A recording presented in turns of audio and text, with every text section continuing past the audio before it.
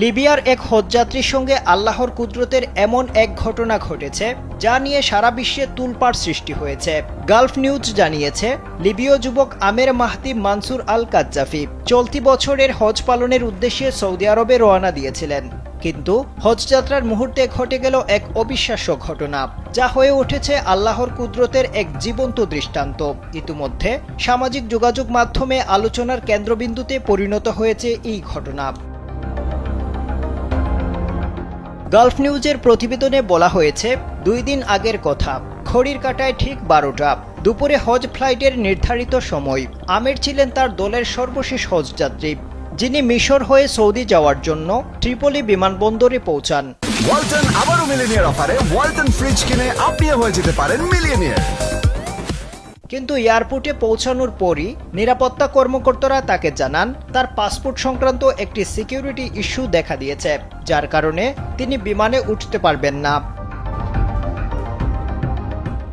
বাকিরা বোর্ডিং শেষ করে বিমানে উঠে যান, আর আমের একা বসে থাকেন হজের আশাভঙ্গের আশঙ্কা নিয়ে। পরিস্থিতি দেখে এক নিরাপত্তা কর্মকর্তা দুঃখের সঙ্গে বলেন, সবই আল্লাহর ইচ্ছা, হয়তো এই হজযাত্রা তোমার কপালে ছিল না।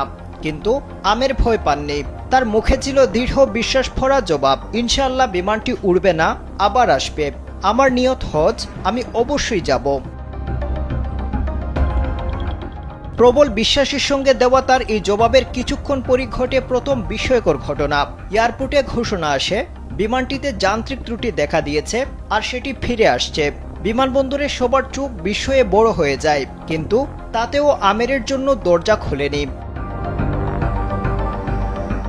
দ্বিতীয়বারও আমেরকে ছেড়ে উড়ে যায় বিমানটি, কিন্তু মাঝ আকাশে বিমানটি আবারও বিপাকে পড়ে। এবার মৌসুমি ঝড়ে আবহাওয়ার কারণে বিমান আবারও ফিরে আসে। তখন পাইলট নিজেই বলেন, আল্লাহর কসম, আমি আর উড়ব না যতক্ষণ না আমের প্লেনে ওঠেন।